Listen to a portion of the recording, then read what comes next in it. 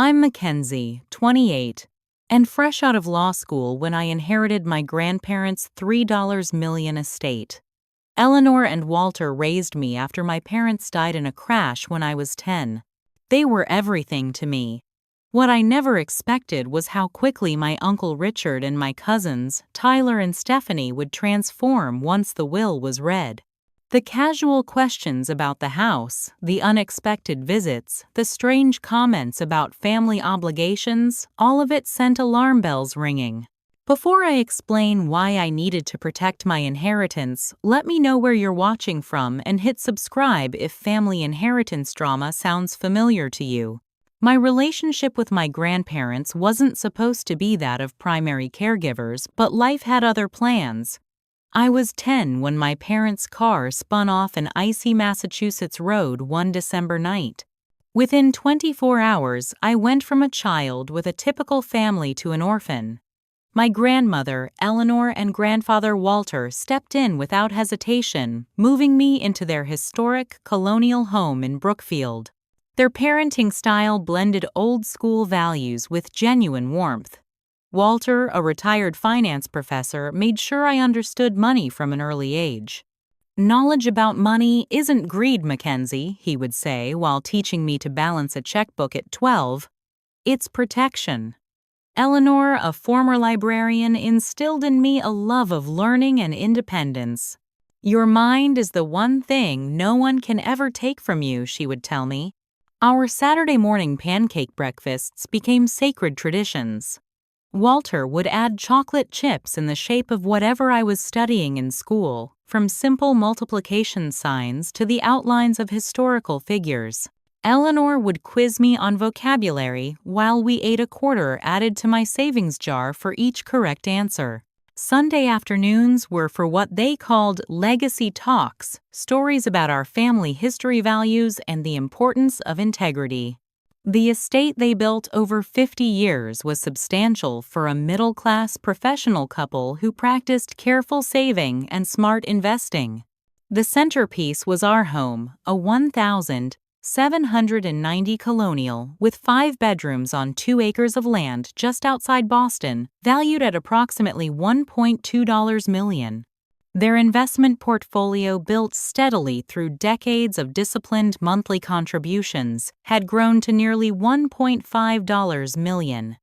Various savings accounts held another $300,000. Then there were the tangible items: Eleanor's collection of first-edition classics, Walter's vintage watches, furniture passed through generations, and family jewelry with both monetary and sentimental value. My Uncle Richard, Eleanor's younger brother, provided a stark contrast to my grandparents' financial responsibility. 10 years younger than my grandmother, Richard had bounced between get-rich-quick schemes and sales jobs throughout his adult life.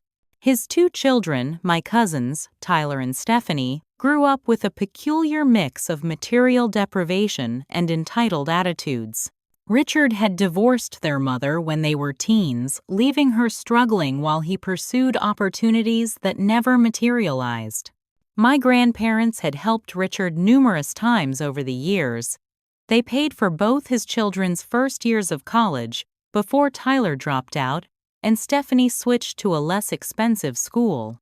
They covered 3 months of his mortgage when he was between jobs in 2008. They even provided the deposit for his rental apartment after his divorce. Each time, Richard promised it would be the last time he needed help. When Walter was diagnosed with heart failure in my second year of law school, he and Eleanor updated their will with absolute clarity about their wishes. I was named the sole inheritor of the estate, with small provisions for Richard, $25,000, and each of his children $10,000 each. They attached a personal letter explaining their decision, which the attorney provided to me after the funeral. "Dearest Mackenzie," it began, "we have watched you grow into a thoughtful, responsible adult who honors our family values of education, integrity, and compassion. We know that you will be a good steward of what we've built. Richard has received significant financial assistance throughout his life, and has demonstrated that additional funds would not be used wisely. We love him as a brother and uncle, but we must be realistic about his relationship with money. This decision comes from love for all concerned. I graduated from Boston University Law School with honors specializing in estate planning, a choice influenced by watching my grandparents' careful financial stewardship. The irony that my education would soon prove crucial to protecting their legacy wasn't lost on me. I had plans to join a small firm, initially gain experience, and eventually open my own practice. Eleanor passed away peacefully in her sleep just 3 months after my graduation. Walter, who had been gradually declining, followed just 2 weeks later. Their medical team called it broken heart syndrome, and it seemed the most fitting explanation. The day after Walter's funeral, while I was still sorting through sympathy cards at the kitchen table, my phone rang. It was Uncle Richard calling to check in on me. "How are you holding up in that big house all alone, Mackenzie?" he asked, his voice carrying an unfamiliar, solicitous tone. "I'm managing," I replied, puzzled by his sudden interest. In the 2 years of my grandparents' declining health, Richard had visited exactly twice.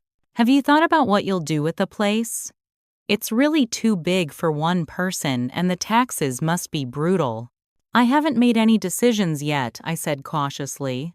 "Well, I've been going through a rough patch with this economy. The commission-only job isn't panning out like I hoped. I was thinking about family obligations and how we need to support each other through tough times." As he continued talking about his financial difficulties and making vague references to the estate, I felt a distinct unease settle in my stomach, the first warning sign that something wasn't right. The first truly alarming incident occurred 3 days after that phone call. I was upstairs sorting through Eleanor's clothing when I heard the front door open. No one had knocked. Cautiously moving to the staircase, I was surprised to see Uncle Richard wandering through the living room, running his hands along the antique sideboard that had belonged to my great-grandmother. "Uncle Richard, I didn't know you were coming over today." He barely flinched at being discovered. "The door was unlocked. Thought I'd stop by to see if you needed help sorting things out." Without waiting for a response, he moved to examine the grandfather clock in the corner. "This must be worth a pretty penny now. Antiques have really appreciated." "Actually, I'm managing fine," I said, descending the stairs. "And I usually keep the door locked." "Family doesn't need to knock," he replied with a dismissive wave. "Your grandmother would always tell me to walk right in." That wasn't true. Eleanor had been meticulous about privacy and home security. As I followed him through the downstairs rooms, Richard pointed to various items: the oil painting above the fireplace, the crystal decanter, set the silver tea service, commenting on each one's likely value, and occasionally adding, "This really should stay with the direct bloodline," or, "Your grandfather always said I could have this someday." When he reached the study and began examining the roll-top desk where Walter had kept important documents, I finally spoke up. "Uncle Richard, I appreciate your visit, but I'm in the middle of something upstairs. Maybe we could schedule a time later this week." He looked at me with an expression I couldn't quite read. "Just trying to help Mackenzie. Someone needs to make sure family heirlooms are properly identified. I know things my sister would have wanted preserved a certain way." After reluctantly leaving, Richard texted me twice that evening about forgetting to ask me about specific items, Walter's coin collection, and some stock certificates he claimed Walter had mentioned setting aside. The next day, my phone lit up with a text from Cousin Tyler, who had barely spoken 3 sentences to me at the funeral. "Hey, 'cause long time no real talk. We should grab lunch this week. Got some family matters to discuss and thought I could help you figure out all that investment stuff Grandpa left. Finance is kind of my thing now." Tyler had dropped out of community college where he'd been failing basic economics and had cycled through 4 retail jobs in the past year. Finance was decidedly not his thing. When I politely declined, citing grief and work commitments, the texts became more frequent. He asked specific questions about whether I'd looked into the portfolio allocation and checked the beneficiary designations on the retirement accounts. The precision of his questions suggested he'd been discussing my inheritance in detail with someone. A week later, I stopped by the house during my lunch break to pick up mail. Voices from the sunroom made me pause in the hallway. "She's not going to just hand it over, Dad." It was Tyler's voice. "She's got that law degree now and thinks she knows everything." "The will isn't bulletproof," Richard replied. "She was living with them, influencing them when they were vulnerable and sick. Classic undue influence. Any decent attorney could make that argument. But they left us something," Tyler countered. Richard scoffed. "Pocket change compared to what she got. She's 28. What does she need with a $3 million estate? We just need to help her understand that sharing it is the right thing to do. She's young. Appeal to her sense of family loyalty." "And if that doesn't work," Tyler asked, "then we get more aggressive about our rights. One way or another, she'll share the inheritance. Voluntarily would be easier for everyone." I silently backed away, slipped out the side door, and sat in my car with shaking hands. How had they gotten in? Why were they discussing me as if I were a problem to be solved rather than family to be supported during mutual grief? That night, I barely slept. My chest felt tight with anxiety, and every sound made me start. The next morning, I called Professor Walsh, my favorite instructor from law school who specialized in estate litigation. "Unfortunately, what you're describing is all too common," she said after I relayed the situation. "Family estates bring out the worst in people, even those who've never shown these tendencies before. The sums involved can distort people's thinking and sense of entitlement." "But the will is clear," I insisted. "My grandparents left detailed instructions." "Clear wills get challenged every day," she replied gently. "Based on what you overheard, they're already considering an undue influence claim.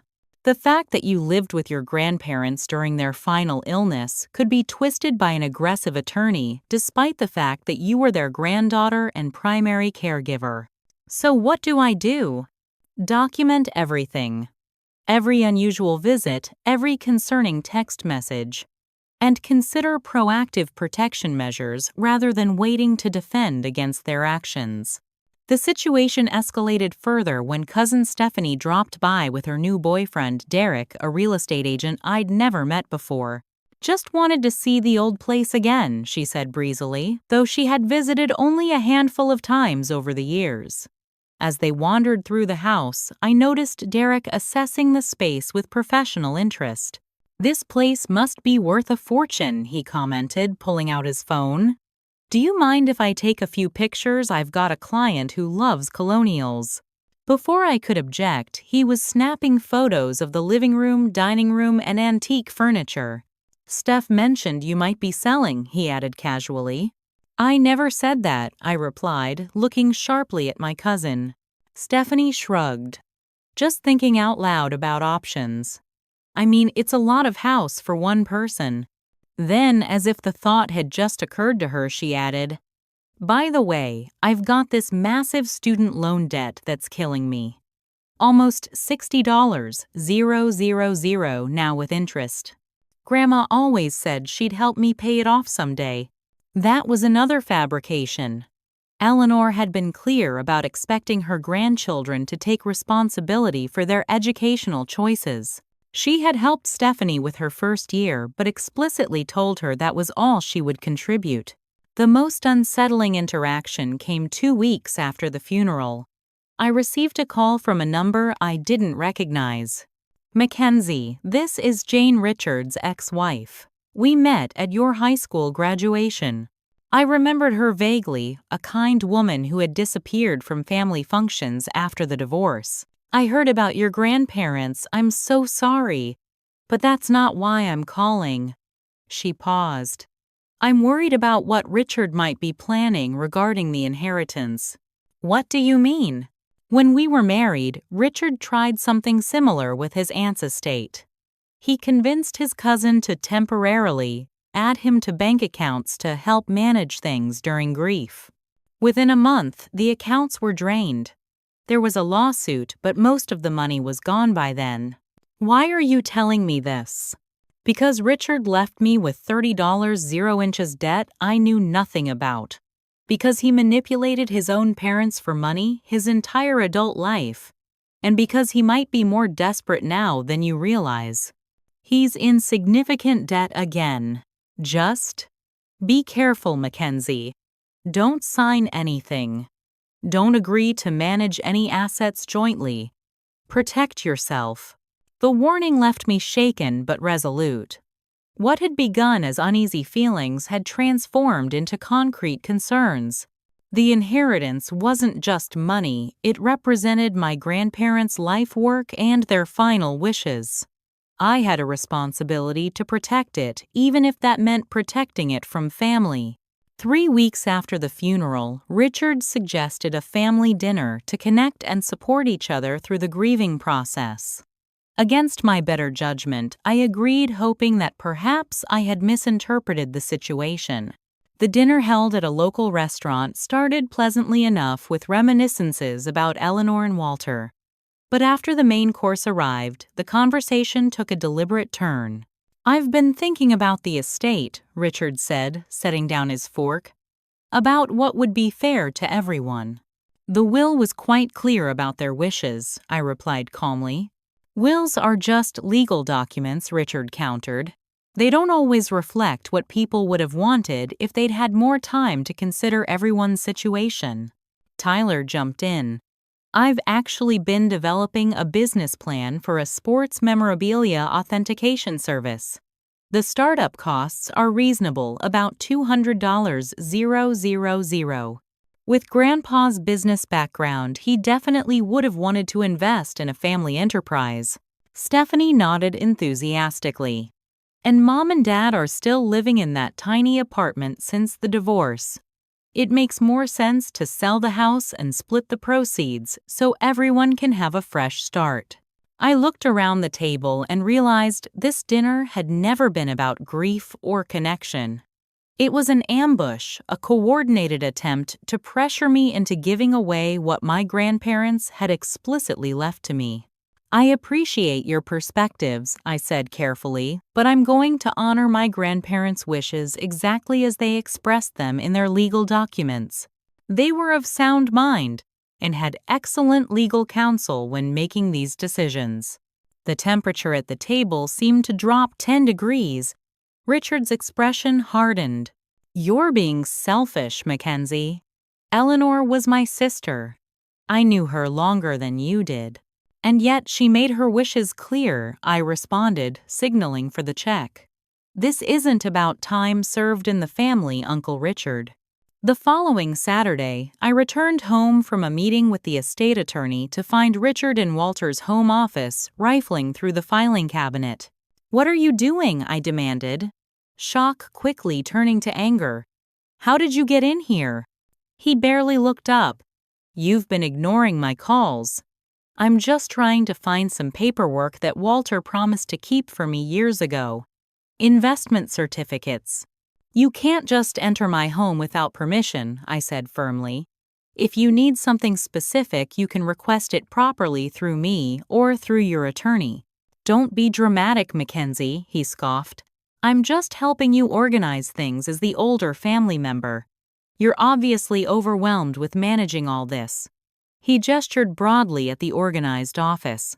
"Walter would want me to help you."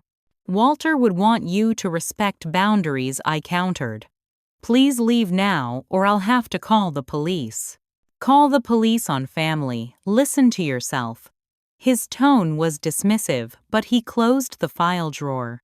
"You're acting paranoid. This is grief talking. No one's trying to take advantage of you."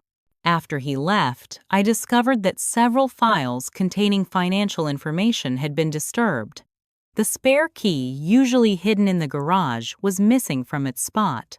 And most alarmingly, when I checked my email, I found password reset confirmations for 2 of the investment accounts I had inherited. Someone had attempted to access them but couldn't complete the process without access to my email. Small items began disappearing from the house: a Tiffany desk clock from the study, a small jade figurine from the living room shelf, a set of gold cufflinks from Walter's dresser drawer. Nothing valuable enough to report as major theft, but items with both sentimental and monetary value. My friend Allison, concerned about my increasing anxiety, insisted on installing security cameras around the property. Even if you're overreacting, which I don't think you are, what's the harm in extra security, she reasoned. Within days, the cameras captured Tyler walking the perimeter of the house, examining windows and doors, and testing the lock on the garden shed where Walter had kept tools and equipment. When confronted via text, he claimed he was just checking the property security for my cousin's safety. The situation took another disturbing turn when Richard's attorney, a man named Gregory Pearson, with a reputation for aggressive tactics, showed up at my door unannounced. "Miss Reynolds, I represent Richard Reynolds in a potential action regarding the estate of Eleanor and Walter Reynolds," he announced without preamble. "My client has concerns about the circumstances surrounding the creation of their will. Any communication should go through the estate attorney," I replied, moving to close the door. He placed his foot in the doorway. "It would be in everyone's best interest to consider a family settlement. My client believes there was undue influence during your grandparents' final years. The courts tend to be sympathetic to claims involving a young relative living with elderly individuals during declining health. Remove your foot from my door, Mr. Pearson, or I'll call the police for trespassing," I said evenly. Any claims of undue influence are completely unfounded, as the extensive documentation from my grandparents' doctors and attorneys will confirm. He withdrew his foot but left a document in the doorframe. "This is our proposed settlement agreement, a 60/40 split with you retaining 60% of the assets. Consider it carefully before we escalate to formal legal proceedings." The financial pressure tactics intensified over the following weeks. Richard called to say he needed emergency dental surgery not covered by insurance. Tyler claimed his car had been repossessed and he needed transportation for work. Stephanie tearfully explained she had fallen behind on rent and faced eviction. Each story was designed to elicit sympathy and financial assistance, but the timing and coordination were too perfect to be coincidental. When I gently declined each request, reminding them of the provisions already made for them in the will, the responses grew increasingly hostile. The most chilling development came when I found an anonymous note in my mailbox typed on plain paper: "Making things difficult only hurts everyone. There are other ways to get what we deserve if you won't be reasonable. Family business should stay in the family." The implied threat was unmistakable. I took the note to the local police station, but without direct evidence of who left it, they could only file a report. However, when I compared the typing to a job application, Richard had once asked me to print for him. The distinctive misalignment of the letter T appeared identical. The situation reached a breaking point on a rainy Tuesday evening. I had been sorting through Eleanor's personal items, setting aside special pieces for keepsakes and donation.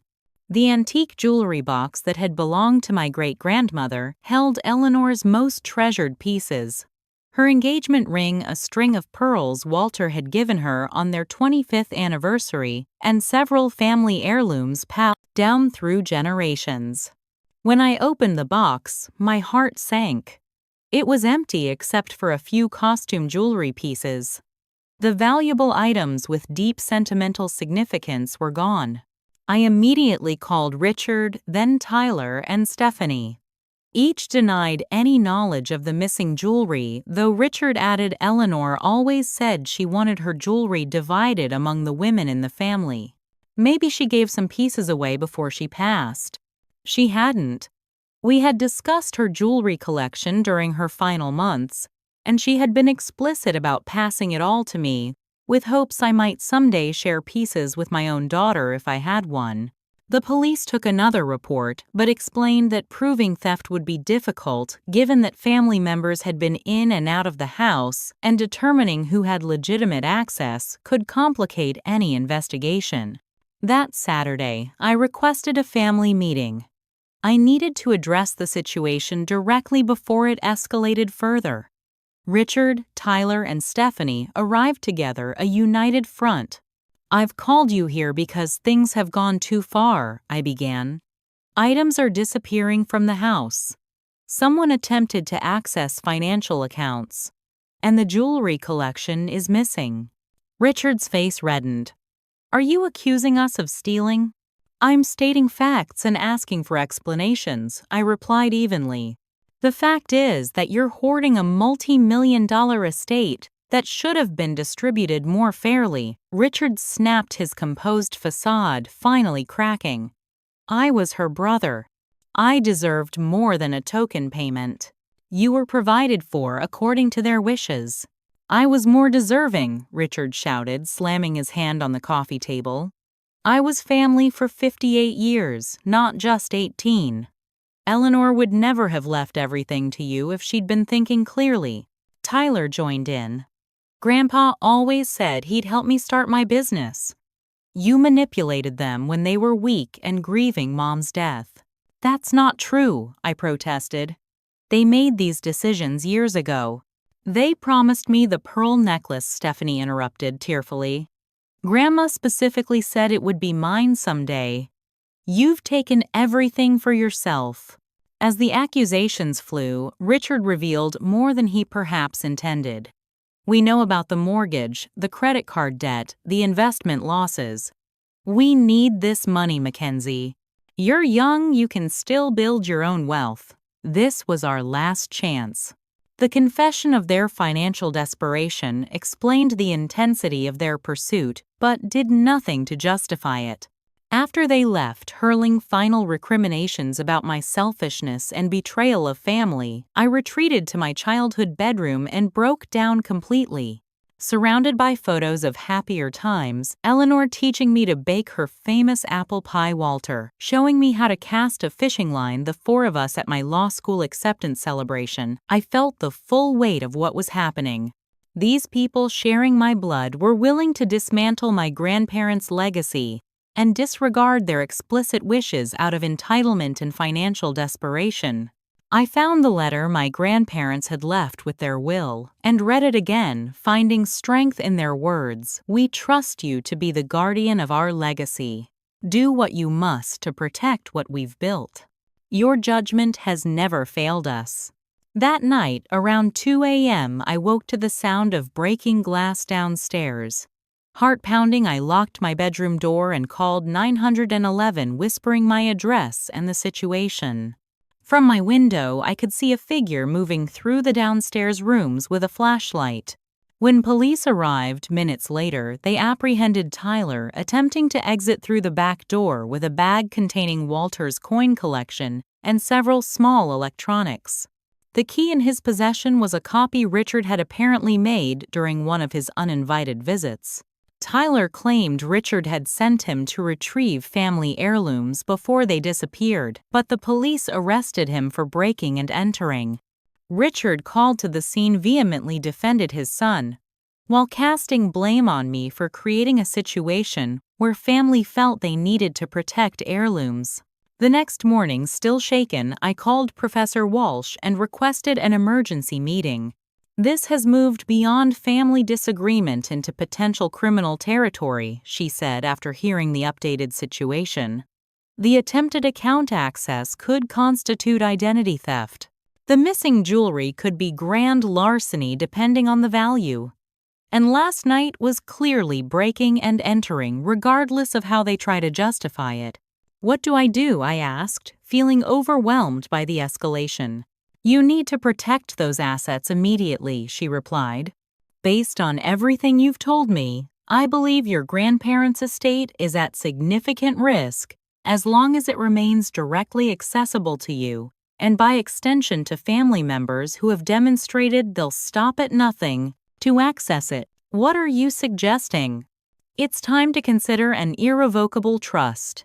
It would place the assets beyond the reach of not only your family members, but technically even yourself, except as designated by the trust terms. It's a significant step, but given the circumstances, it may be your best option for honoring your grandparents' wishes. After Tyler's arrest, Richard made a direct threat during a phone call that left no room for misinterpretation. "You've crossed a line getting police involved. Family matters should stay private. I'm going to contest that will and make sure everyone knows how you manipulated your grandparents. You'll be lucky to keep anything when I'm done." The final revelation came when a family friend mentioned in passing Richard told me about the arrangement to transfer the house to him. "Such a shame it has to be sold now instead." When I explained no such arrangement existed, the friend looked confused. "But he's been telling everyone at the club that Eleanor promised him the house since you wouldn't need it once you moved for your job opportunity in Chicago." I had never applied for or discussed any job in Chicago. Richard was systematically spreading misinformation throughout our social circle, laying groundwork to justify his actions and turn community sentiment against me. The combined weight of these events eliminated any remaining doubt. I needed to take decisive action to protect my grandparents' legacy. For the next 2 weeks, I dedicated every spare moment to researching asset protection options. My law school education had covered trusts and estates, but now I needed specialized knowledge applicable to my specific situation.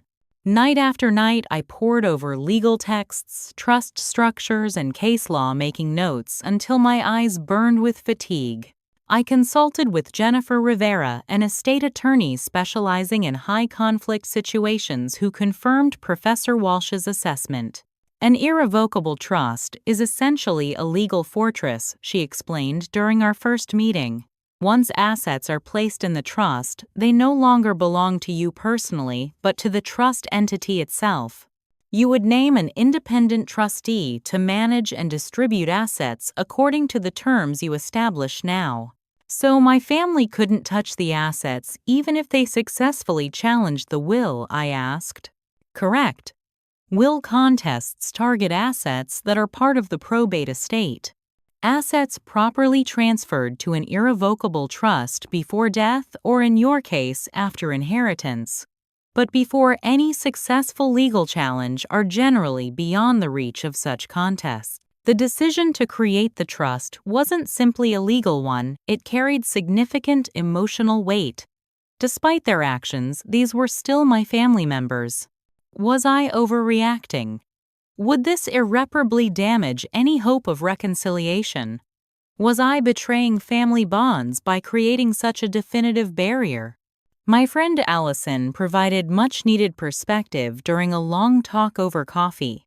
"Mackenzie, think about what your grandparents actually wanted. They made their wishes clear. They trusted you to protect their legacy. Sometimes, protecting something valuable means putting it somewhere safe, even if that makes others unhappy." I also had to consider the practical implications. Once the assets went into the trust, I would no longer have direct control over them.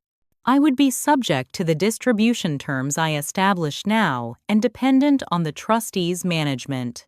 After careful consideration, I asked Professor Walsh to serve as trustee. Her expertise in estate litigation, combined with her knowledge of the situation and her integrity, made her the ideal choice. To my relief, she agreed. "I normally don't serve as trustee for former students," she said, "but given the circumstances and the clear attempts to subvert your grandparents' wishes, I'll make an exception."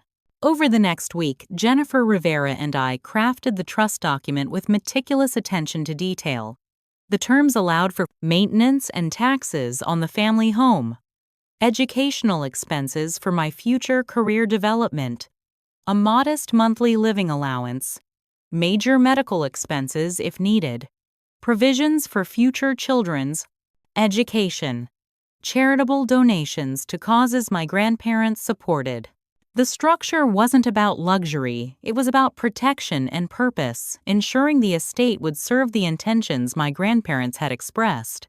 Simultaneously, I documented every concerning interaction with my family members, the unauthorized entries, the missing items, the password reset attempts, the threatening note, Tyler's arrest, and Richard's threats. I compiled text messages, emails, security camera, footage, and police reports into a comprehensive file that would support my actions if ever challenged.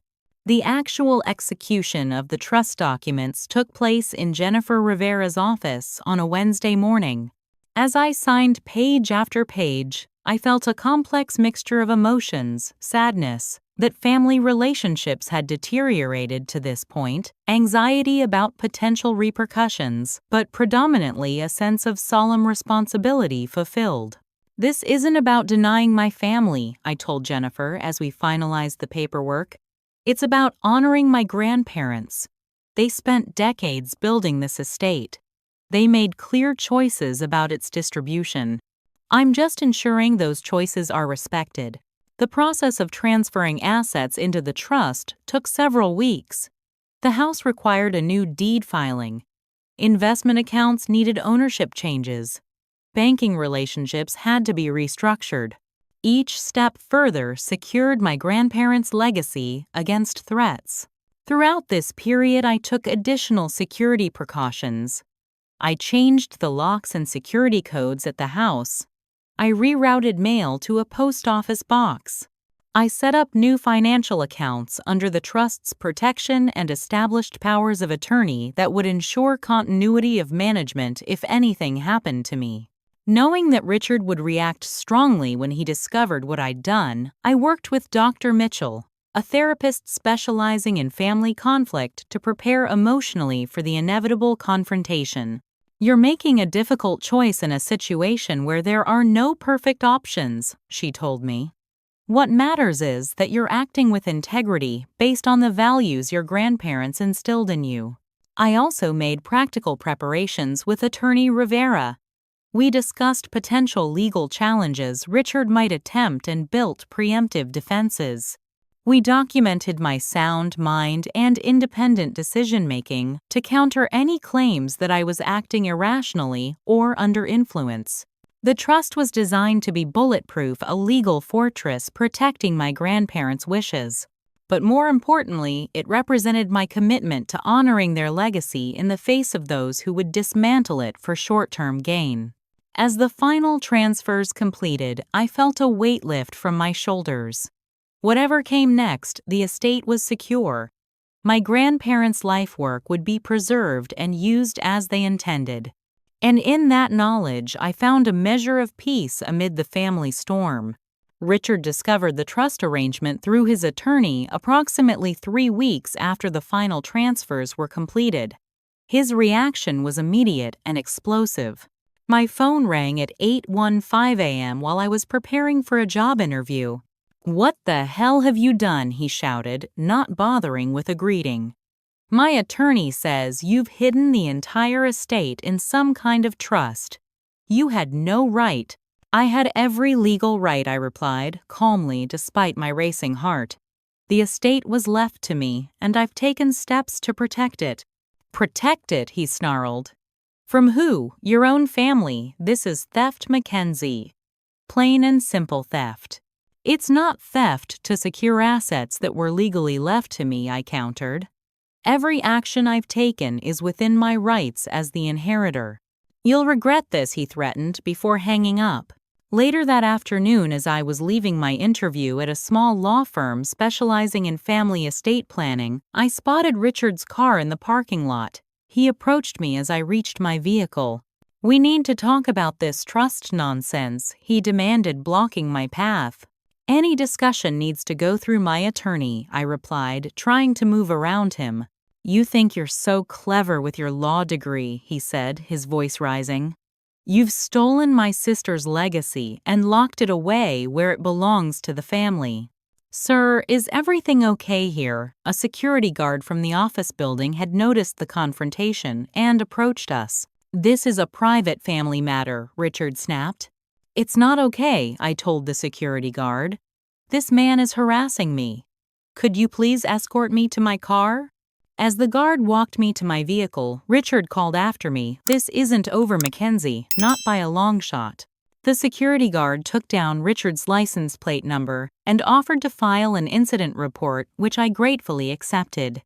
It would be the first of several documentation points as Richard's behavior escalated. True to his word, Richard filed a legal challenge to both the will and the trust 3 days later. His attorney's filing contained allegations that were both hurtful and absurd, that I had exercised undue influence over my grandparents during their final years, that Eleanor and Walter had not been of sound mind when creating their will, that I had fraudulently misrepresented my grandparents' intentions to create the trust, that I was suffering from psychological instability triggered by grief, making me unfit to manage the estate. His attorney requested an emergency injunction to freeze the trust until these matters could be resolved. Thankfully, Judge Patricia Hernandez saw through the transparent attempt. After reviewing the extensive medical documentation of my grandparents' mental competency, the multiple witness statements confirming their consistent intentions regarding their estate and the documented pattern of concerning behavior from Richard and his children, she denied the injunction request. The court finds insufficient evidence to support the petitioner's claims of undue influence or testator incompetency, her ruling stated. Furthermore, the creation of an irrevocable trust with assets legally inherited is within the respondent's rights and does not constitute fraud absent compelling evidence to the contrary. The ruling was a significant legal victory, but it did nothing to ease the personal tensions. Richard began a whisper campaign throughout our extended family and social circle, sharing a distorted version of events that cast me as a manipulative gold digger who had taken advantage of elderly relatives. Some distant relatives and family friends who didn't know the full situation accepted his narrative.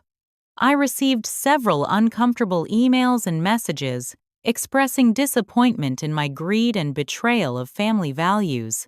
Each one stung, but I remained resolved in the knowledge that I was honoring my grandparents' explicit wishes. In an unexpected development, Tyler reached out to me 6 weeks after his arrest, requesting a private meeting at a local coffee shop. "I want to apologize," he began awkwardly after we'd sat down. "Dad had me convinced that you were stealing what should have been partly ours. He said Grandpa had promised to help me with my business startup and you were keeping that from happening." I listened skeptically, remembering the numerous deceptions already attempted. "Dad's been struggling financially for years," Tyler continued. "Worse than any of us knew. He's got gambling debts, credit card defaults, a second mortgage. He saw Grandma and Grandpa's estate as his salvation. That doesn't justify breaking into my house or trying to access accounts," I pointed out. "I know," Tyler admitted. "I got carried away with his plans. But look, I'm trying to make things right.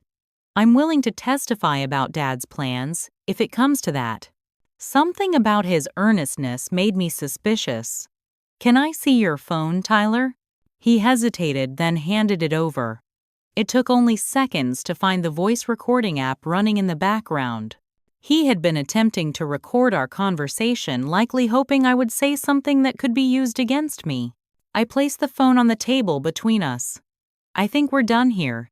Tyler's face flushed. "Dad said you'd never voluntarily share anything.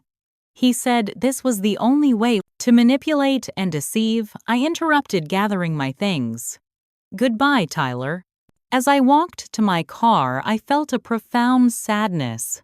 The trust had protected the physical assets, but it couldn't protect against this kind of emotional damage. The family was fracturing beyond repair. The most difficult social fallout came when longtime family friends began taking sides. The Andersons, who had celebrated every Christmas Eve with us for 15 years, sent a curt email declining my invitation to the annual holiday gathering, noting they would be spending the evening with Richard, who has been unfairly treated in this whole inheritance business. Mrs. Carpenter, my grandmother's closest friend, called to tell me she couldn't understand how I could lock away family property and that Eleanor would be heartbroken to see such selfishness. I didn't have the heart to tell her about the missing jewelry or the break-in attempts. In a surprising turn, Stephanie reached out about 2 months after the trust was established. Unlike Tyler's attempted deception, her approach seemed genuinely remorseful. "Can we talk?" she asked when I answered her call. "Just us. No recording, no agenda.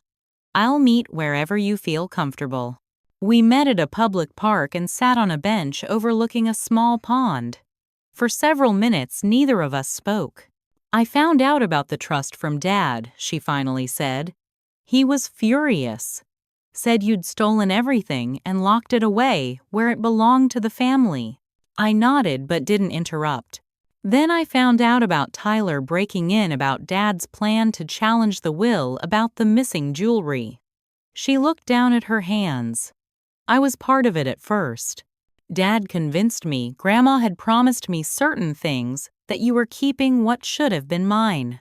And now I prompted when she fell silent. Now I see what's happening. Dad's been financially manipulating all of us. He convinced me to take out student loans I didn't need and give him the money. He talked Tyler into credit card fraud. He's been desperate for years, and when Grandma and Grandpa died, she shook her head. You were right to protect the estate. I'm sorry for my part in all this." Her apology seemed sincere, but recent experiences had made me cautious. "I appreciate that, Stephanie. But trust is going to take time to rebuild." "I understand," she said. "I just wanted you to know I'm stepping away from Dad's schemes. I'm trying to build my own life now." The legal proceedings dragged on for several months, with Richard's attorney filing motion after motion, each more desperate than the last. Finally, after reviewing all evidence, Judge Hernandez issued a comprehensive ruling dismissing all claims against me and the trust. The court finds the petitioner's claims wholly without merit, the ruling stated. The respondent acted legally and appropriately in all matters relating to the estate. Furthermore, the court finds the repeated filings in this matter to be frivolous and potentially vexatious in nature. She ordered Richard to pay court costs and my legal fees, a financial blow that seemed to finally end his legal campaign. Richard made one final desperate attempt 2 weeks after the ruling.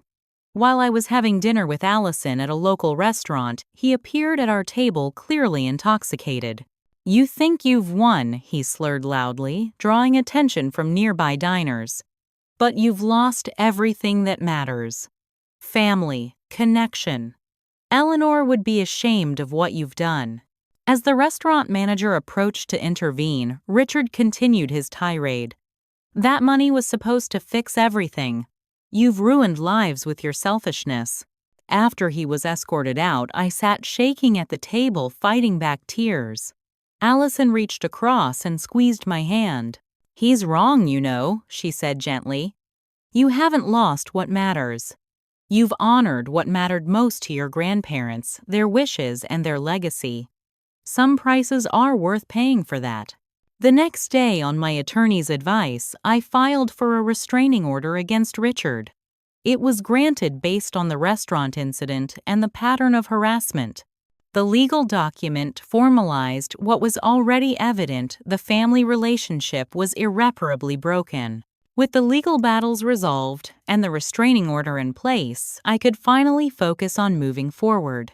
The first step was professional, launching my own small estate planning practice with a focus on helping vulnerable inheritors protect their assets from exploitation. My personal experience had given me insights no law school course could provide. I understood both the legal mechanics and the emotional complexity of inheritance disputes. This perspective allowed me to approach client situations with both technical expertise and genuine empathy. I leased a small office space in downtown Brookfield and began building a practice centered on compassionate, protective estate planning. My first clients were primarily referred by Professor Walsh and Jennifer Rivera, but word of mouth soon brought others seeking help with complex family situations. Parallel to establishing my professional life, I began the process of reclaiming and healing my personal space. The family home had become associated with conflict and invasion. To transform it back into a sanctuary, I embarked on thoughtful renovations that balanced preserving my grandparents' legacy with creating spaces that reflected my own identity. In the living room, I kept the antique fireplace mantel that Walter had lovingly restored, but updated the surrounding decor with clean contemporary lines. Eleanor's beloved garden room remained largely untouched, but I converted Walter's study, the site of Richard's unauthorized searches, into a bright home office with an entirely new layout and furnishings. Each modification was a form of reclamation. Each preserved element honored my grandparents' presence. The process became unexpectedly therapeutic, a physical manifestation of moving forward while carrying the best of the past with me. Throughout this period, my friendship with Allison deepened into something approaching sisterhood. She had stood by me through the darkest moments of the conflict, offering unwavering support when biological family had failed. We established new traditions: Sunday brunch, monthly movie marathons, holiday celebrations, creating a chosen family to fill the void left by broken relationships. My relationship with Professor Walsh evolved from mentor-student to a genuine friendship as she continued serving as trustee. Our quarterly trust review meetings often extended into dinner conversations about life, career aspirations, and philosophical discussions about the nature of family and obligation. Family is ultimately about who shows up, she told me during one such dinner. Who stands by you, who honors your boundaries, who wants what's best for you. Sometimes that's blood relatives. Sometimes it's the people we choose. 6 months after our park bench conversation, Stephanie reached out again. She had found a job in accounting, moved to her own apartment, and begun therapy to process the family dynamics that had shaped her. I'd like to try to rebuild some kind of relationship, she said. Not for money or inheritance. Just because you're the only cousin I have and I miss having family who isn't toxic. We started with occasional text messages, then coffee every few weeks. Our conversations carefully avoided Richard and Tyler but found common ground in shared memories of Eleanor and Walter career developments and tentative plans for the future. Grandma's pearl necklace, she said during one meeting, I never actually knew if she promised it to me or if Dad made that up. Either way, it doesn't matter now. What matters is that her memory is being honored. The trust structure proved its worth beyond legal protection. As trustee, Professor Walsh helped me implement my grandparents' values in concrete ways. We established a scholarship fund in their names at the local community college, focusing on adult students returning to education, a cause Eleanor had supported throughout her librarian career. On the 1-year anniversary of establishing the trust, I held a small gathering at the renovated house. Allison, Professor Walsh, Jennifer Rivera, and a few close friends who had supported me through the ordeal. We raised glasses in memory of Eleanor and Walter. To protecting legacies, Professor Walsh toasted. Not just financial ones, but the legacies of character, integrity, and purposeful living. It was during this gathering that a letter arrived from Jane Richards' ex-wife. Inside was information she had hesitated to share earlier, detailed documentation of Richard's financial manipulations stretching back decades, including evidence that he had systematically exploited his parents and multiple family members. I found these papers when cleaning out old storage, her note read. I should have shared them sooner, but fear held me back. I hope they provide some closure and confirmation that you made the right decision protecting your grandparents' estate.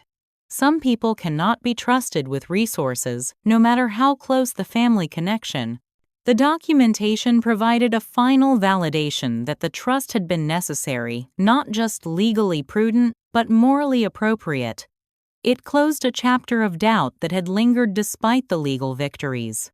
That night, after the guests had departed, I sat in Eleanor's garden room surrounded by her carefully tended plants which I had managed to keep alive.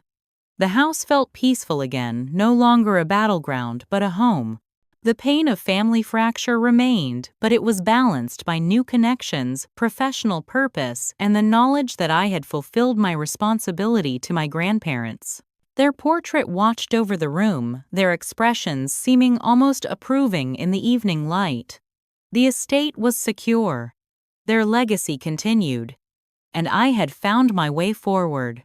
In the 2 years since establishing the trust, I've reflected deeply on the experience and its implications, both professionally and personally. The most fundamental lesson was about the importance of proactive protection.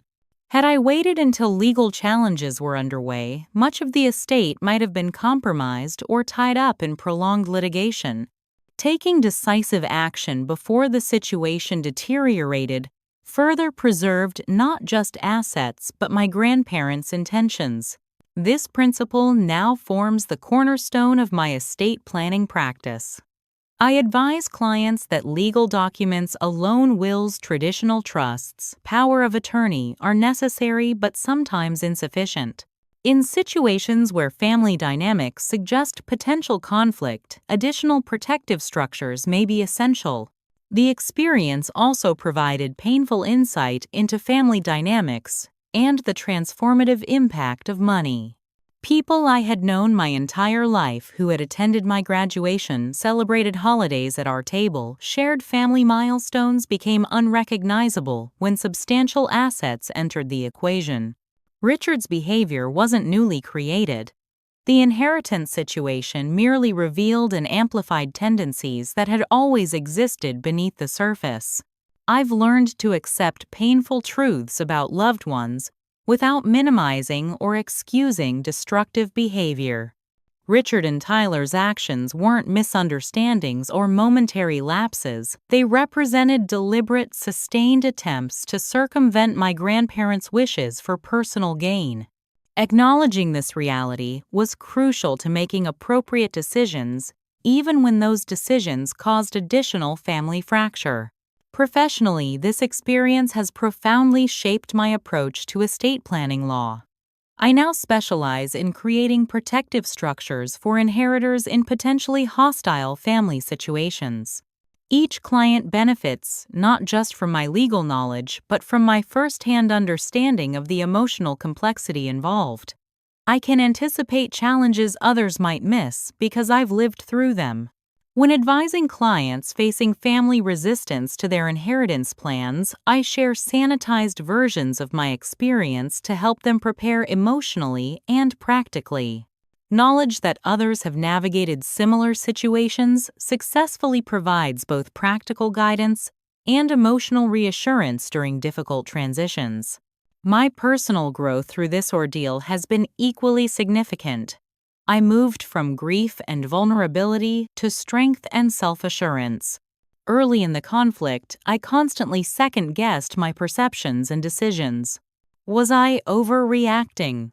Was I being unfair to family members who might simply be processing grief differently?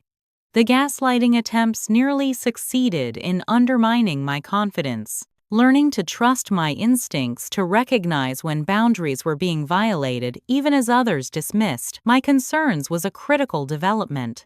This confidence now serves me well in professional contexts and personal relationships alike. Perhaps most importantly, I've found ways to honor my grandparents' true legacy, not just the financial inheritance, but the values and lessons they imparted. The trust ensures their assets are used in alignment with their intentions, whether for education, maintaining the family home, or supporting causes they valued. The relationship with Stephanie continues to heal slowly. While we'll never have the uncomplicated cousin relationship that might have been, we've found a cautious new connection based on mutual respect and boundaries. Richard and Tyler remain estranged by their choice and my necessary boundaries, a reality I've come to accept without ongoing bitterness. I sometimes wonder what Eleanor and Walter would think of how events unfolded. Would they be saddened by the family division? Undoubtedly. But I believe they would affirm the protection of their wishes and the purposeful use of their life's work. They valued integrity above harmony that required compromise of principles. If you're watching this and facing similar challenges with inheritance or family financial conflicts, remember that protecting assets isn't selfish, it's often the most responsible course of action. Trust your instincts when something feels wrong. Document concerning behavior. Seek qualified legal counsel early rather than waiting for situations to escalate. Most importantly, remember that family connection, while precious, should never require you to sacrifice your boundaries or enable destructive behavior. Sometimes the most loving action for yourself and others is to establish firm protections and limits. I'd love to hear your thoughts or experiences with similar situations. Have you faced inheritance conflicts? How did you handle them? What advice would you share with others navigating family financial disputes? Leave a comment below. Subscribe if you found this story helpful and share with anyone who might benefit from these hard-won lessons. Thank you for listening to my journey, and I wish you wisdom and strength in protecting what matters most to you.